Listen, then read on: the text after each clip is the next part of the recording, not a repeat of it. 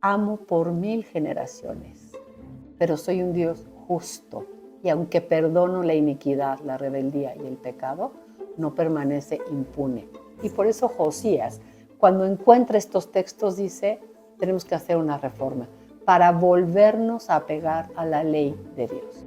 Cuida de poner en práctica todos los mandamientos que yo te doy para que seas feliz.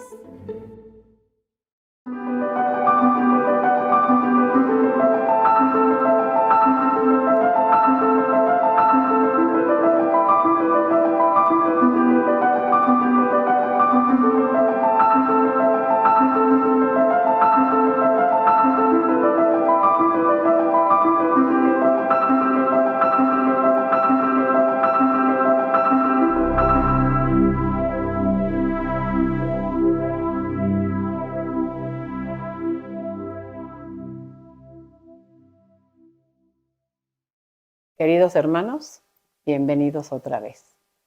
Damos inicio en esta mañana a nuestra clase número 27 del curso La Historia de la Salvación y seguimos en el estudio de la séptima etapa de la Historia de la Salvación.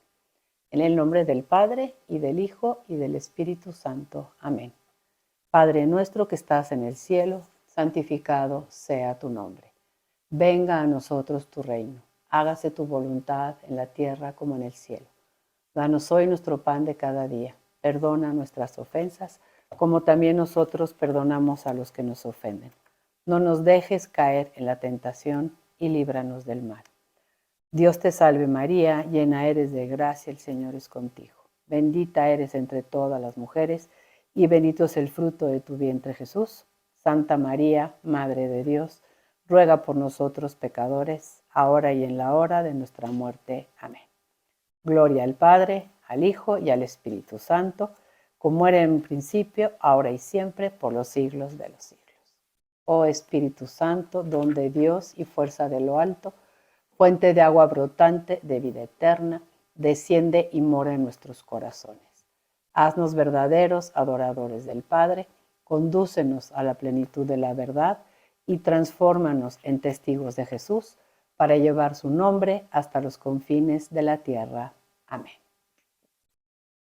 Bueno, pues vamos a continuar contemplando qué pasó con el reino de Judá durante el periodo que va del año 721 a.C.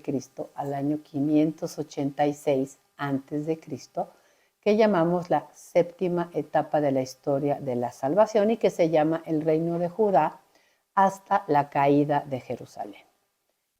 La clase anterior, si ustedes ven su página 67, donde dice lectura bíblica, ¿qué fue lo que hicimos nosotros? Estudiamos la historia en los libros históricos, que son el segundo libro de los Reyes y que tiene un paralelo en el segundo libro de las Crónicas. ¿Qué vamos a leer hoy? Vamos a leer este tercer renglón que dice aquí: discursos que enmarcan el código deuteronómico y la ley de santidad de Levítico 17 al 26. Y en la próxima sesión estudiaremos cómo nos cuentan esta historia desde el punto de vista del mensaje de los profetas Sofonías, Jeremías, Nahum, Habacuc, Ezequiel y algunos salmos como el Salmo 20 y el Salmo 21.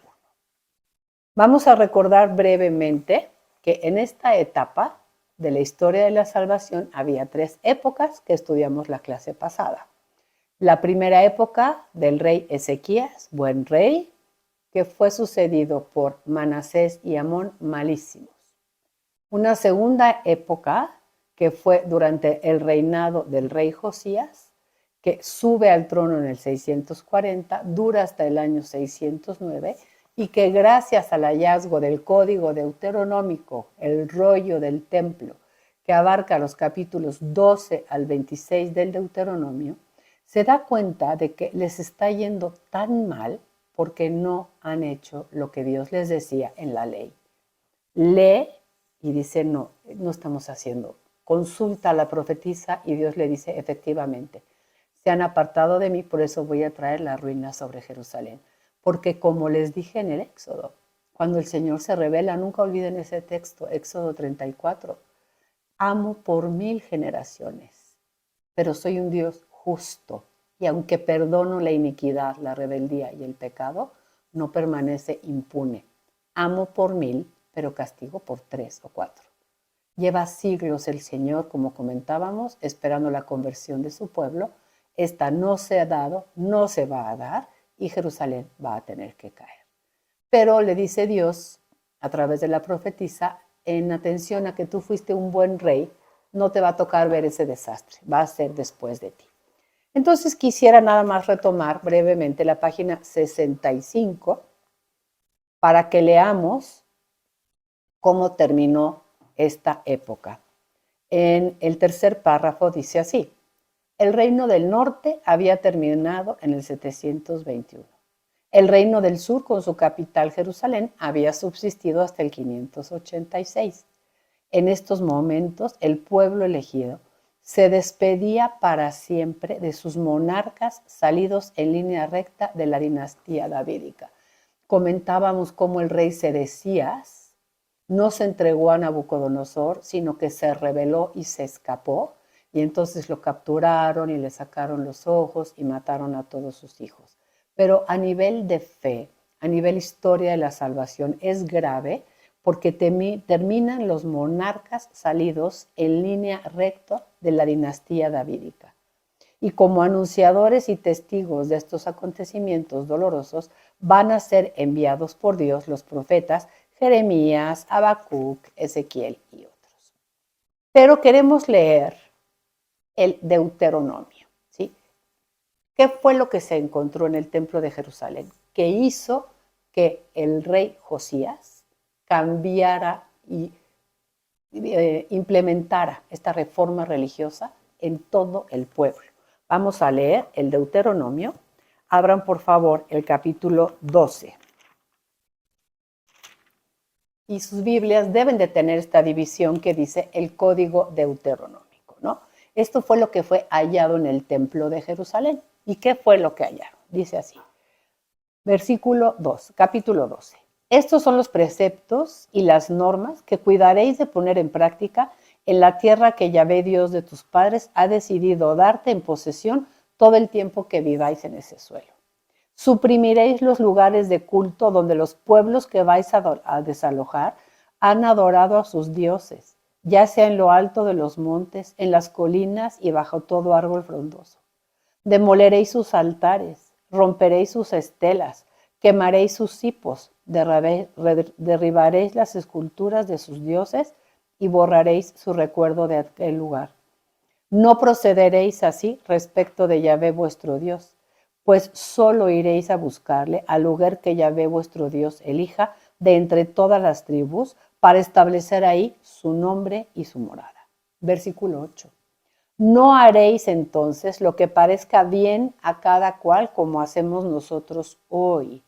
Si obráis así, es porque todavía no habéis llegado al lugar de descanso y a la heredad que Yahvé tu Dios te da.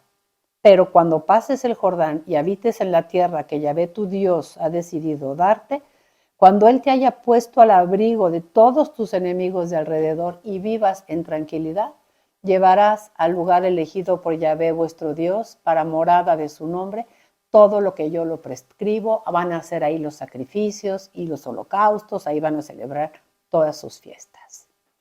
En el versículo 29 les dice, cuidadito con la idolatría. Cuando Yahvé tu Dios haya exterminado las naciones que tú vas a desalojar a tu llegada, cuando las hayas desalojado y habites en ellas, guárdate de dejarte prender en el lazo, siguiendo su ejemplo, después de haber sido ellas exterminadas ante ti, y de ir a buscar a sus dioses, diciendo, ay, pues como hacen esas naciones, así lo haré yo también. No procederás así con Yahvé tu Dios, porque todo lo que es una abominación para Yahvé, lo que Él detesta, es lo que hacen ellos en honor de sus dioses. ¿Y qué hacían las naciones cananeas? Hasta a sus hijos y a sus hijas arrojan al fuego en honor de sus dioses. ¿Qué leímos la semana anterior del rey Manasés? ¿Qué habíamos leído en la clase también anterior? que había hecho el rey Ahaz. Arrojaron a sus hijos como sacrificios para los dioses paganos. Y Dios dice, no, capítulo 13, cuidaréis de poner en práctica lo que yo les mando. No añadan ni quiten nada. Aunque aparezca en medio de ti un profeta o un vidente de sueños y te ofrezca una señal o un prodigio, si llega a realizarse la señal o el prodigio que te ha anunciado y te dice, vámonos detrás de otros dioses a servirles, no escuches las palabras de ese profeta o de ese vidente de sueños. Versículo 5. Seguiréis y respetaréis a Yahweh vuestro Dios. Guardaréis sus mandamientos y escucharéis su voz. Capítulo 14, da la razón de por qué Israel no debe de hacer eso. Porque vosotros sois hijos de Yahweh vuestro Dios. Ustedes son un pueblo diferente. No os practicaréis incisiones ni os haréis tonsura entre los ojos por un muerto. Eran prácticas paganas. Piensa que tú eres un pueblo consagrado. Consagrado, les recuerdo, quiere decir separado para Yahvé tu Dios. Que Yahvé te ha escogido para que seas el pueblo de su propiedad entre todos los pueblos que hay sobre la faz de la tierra. Dios, les recuerdo que les había dicho, quiero que seas mi propiedad personal. Pero acuérdense que propiedad personal es mi tesoro. Quiero que te portes de una manera diferente para que se note que tú eres mi pueblo. Y les empieza a dar muchas instrucciones sobre animales puros o impuros, los diezmos, etc. Pero me interesa que en el capítulo 16 les dice cómo deben de ser los jueces, en el capítulo 17, cómo deberían de ser los reyes. Y lo quiero leer porque nos hemos dedicado a leer la historia de los reyes del norte, la historia de los reyes del sur, y vamos a ver cómo no hicieron todo lo que Dios les había prescrito. Y por eso Josías, cuando encuentra estos textos, dice, tenemos que hacer una reforma para volvernos a pegar a la ley de Dios. ¿Qué prescribía la ley de Dios respecto a los reyes?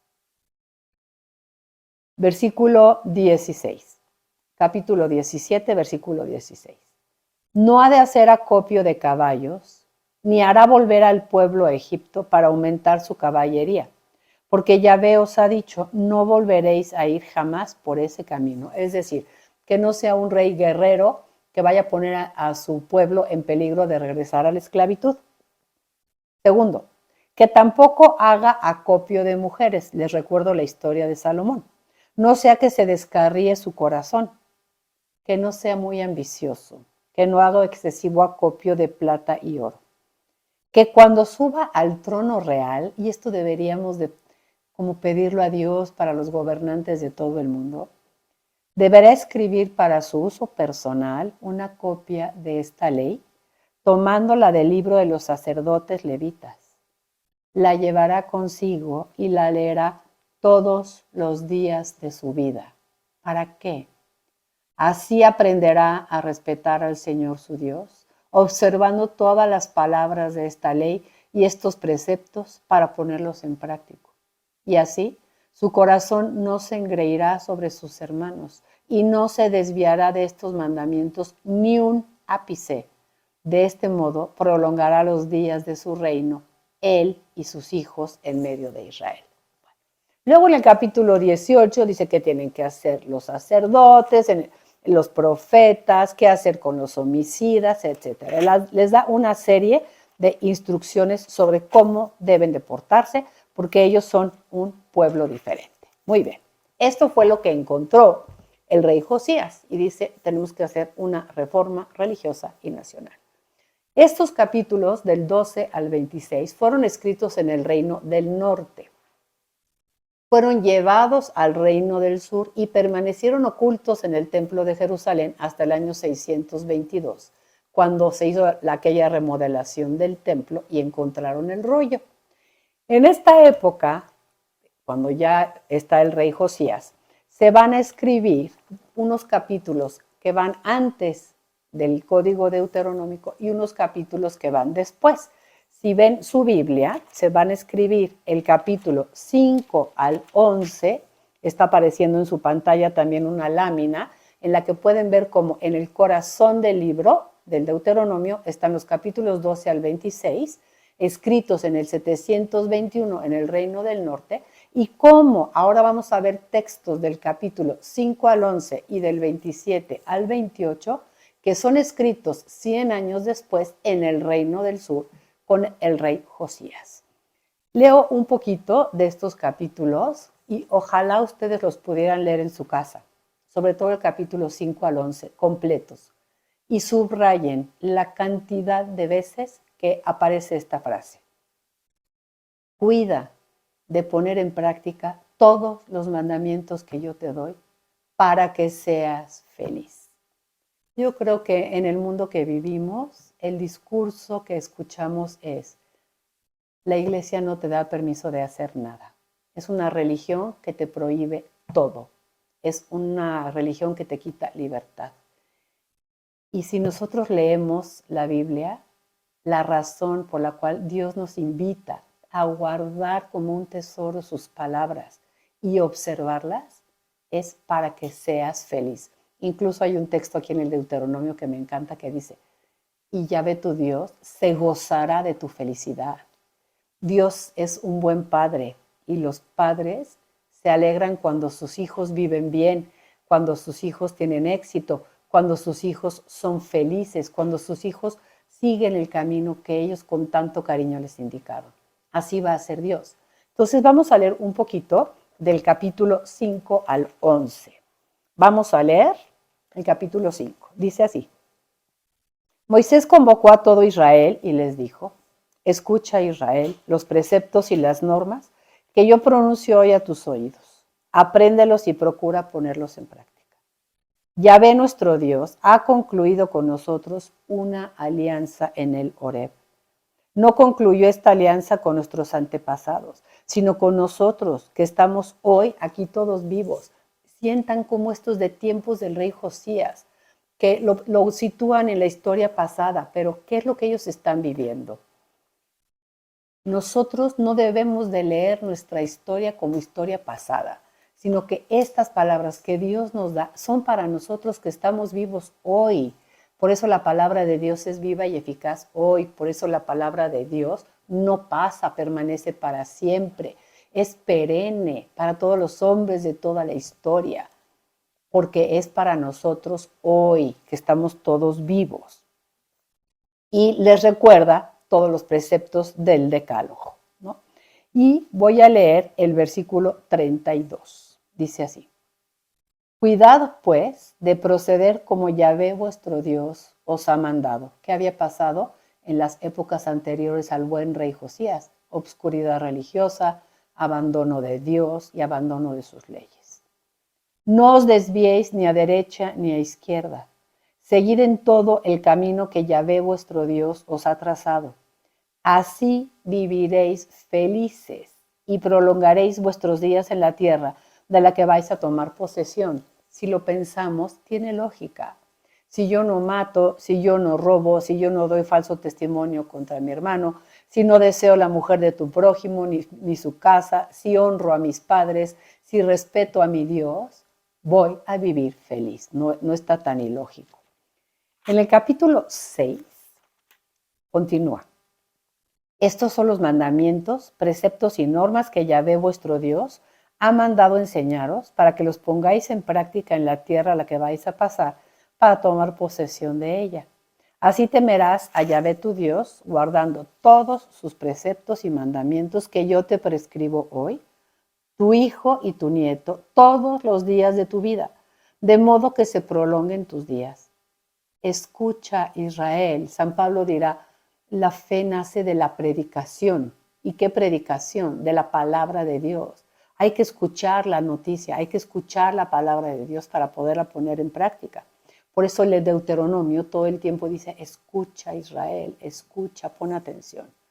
Esmérate en practicarlos para que seas feliz y te multipliques, como te ha prometido el Señor, el Dios de tus padres, en la tierra que emana leche y miel. Y del versículo 4 al 9, deben de subrayarlo, el Padre nos decía, hasta que se rompa la Biblia, porque es el corazón, podríamos decir casi del Antiguo Testamento. ¿Sí? Es el Shema Israel, escucha Israel. la exigencia de amar a Dios, porque Él es el único Dios. Dice así: escucha, Israel, Yahvé nuestro Dios es el único Yahvé, es decir, el Señor nuestro Dios es el único Señor. Amarás al Señor tu Dios, que te ha hecho tantas cosas buenas, que te sacó de la esclavitud de Egipto, que ha mostrado todo su poder en tu favor, que te dio la tierra prometida, que te puso reyes cuando se los pediste, que tuvieron el gran reinado de David. Dios no exige amor hasta que Él ha manifestado todo su amor a su pueblo. Su amor que lo libra, su amor que lo salva, su amor que lo protege, que lo procura, que le da de comer, que lo lleva y lo libra de los peligros. Entonces sí dice: amarás al Señor tu Dios con todo tu corazón, con toda tu alma y con todas tus fuerzas. Que penetren en tu mente estas palabras que yo te dicto hoy.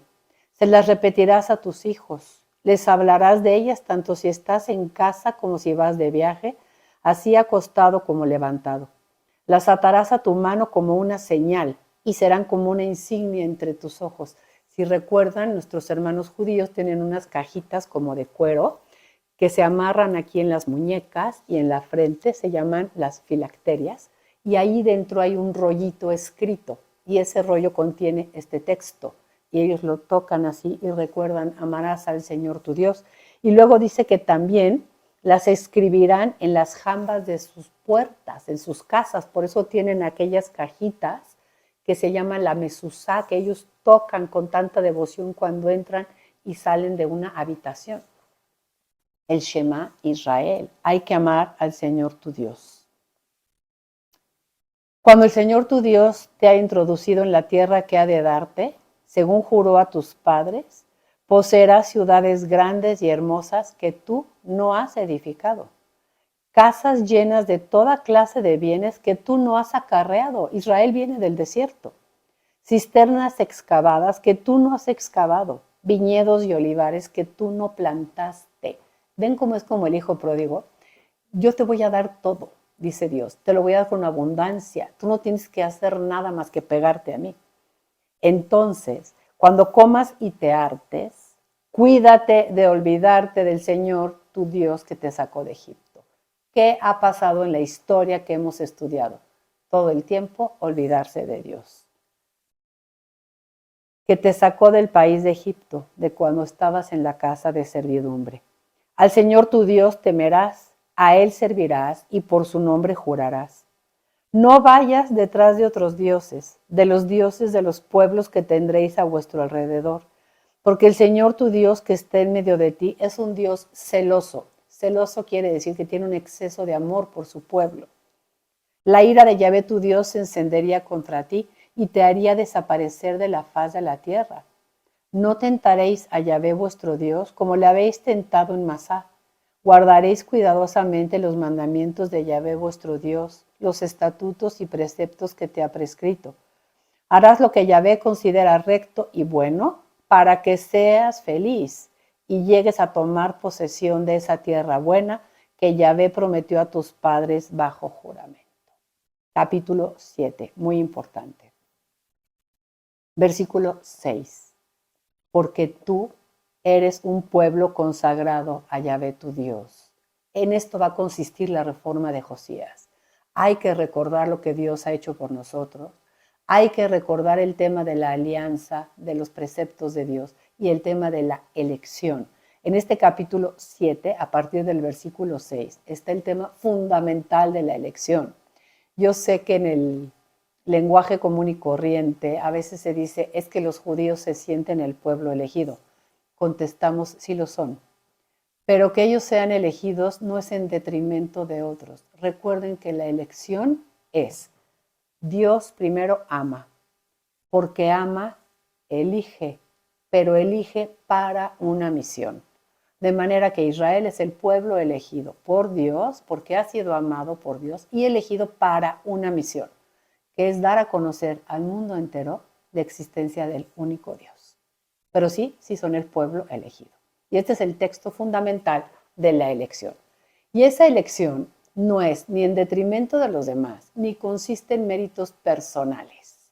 pensemos que nosotros no hemos sido bautizados, no hemos recibido la predicación de la fe por méritos. Todo es fruto del amor de Dios que elige porque ama. Dice así: porque tú eres un pueblo consagrado a Yahvé tu Dios.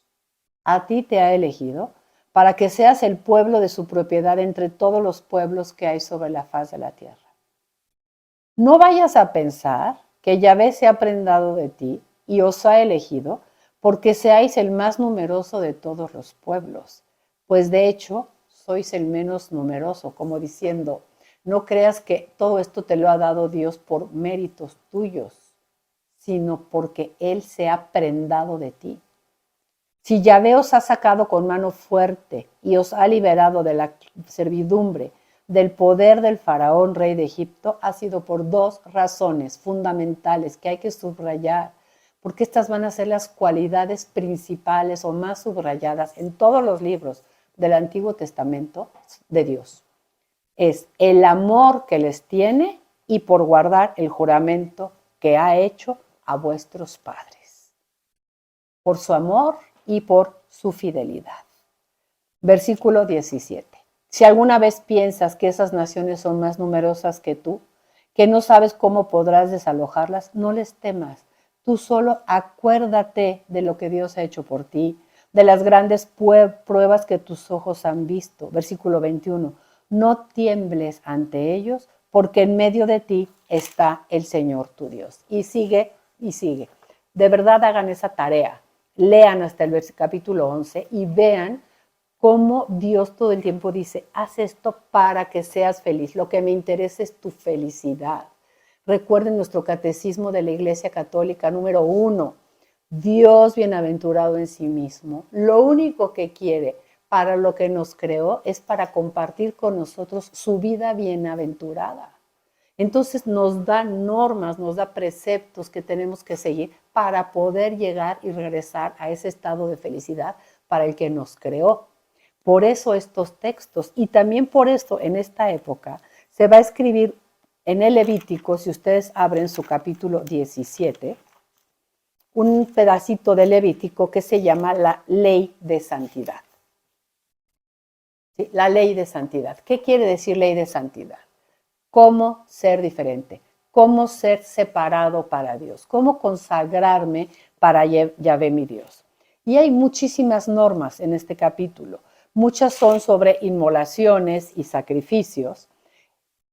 Y en el versículo 11 quiero leerles un texto que es el cual nos explica por qué los judíos no comen sangre. Dice así: porque la vida de la carne está en la sangre, y la sangre os la he dado para hacer expiación sobre el altar. ¿Por qué Jesús tuvo que morir sacrificado? ¿Por qué tuvo que derramar su sangre? Para atestiguar la realidad de un sacrificio. Ahí hay una víctima que está derramando sangre, por lo tanto está expiando pecados. Pues la expiación por la vida se hace con la sangre. Y luego todo el capítulo 18 habla sobre normas de moral familiar. Con quién sí y con quién no debe de tener relaciones el israelita, porque es un pueblo separado para el Señor su Dios. El capítulo 19 tiene normas diversas y entre ellas está el versículo 18, que dice en su parte final, amarás a tu prójimo como a ti mismo. Y luego, capítulo 20, voy a leer el versículo 22 para terminar. Porque todo esto forma parte de la reforma religiosa de Josías. Guardad, pues, todos mis preceptos y todas mis normas y cumplidlos. Así no os vomitará la tierra a donde os llevo para que habitéis en ella. No imitéis las costumbres de las naciones que voy a expulsar a vuestra llegada, pues por haber obrado así, estoy asqueado de ellas. El lenguaje es fuerte. Ya os he dicho, tomaréis posesión de su tierra, la que yo os daré en herencia, tierra que emana leche y miel, porque yo soy el Señor vuestro Dios, que os ha separado de esos pueblos. Versículo 26. Sed santos para mí, porque yo, el Señor, soy santo, y os he separado de los demás pueblos para que seáis míos.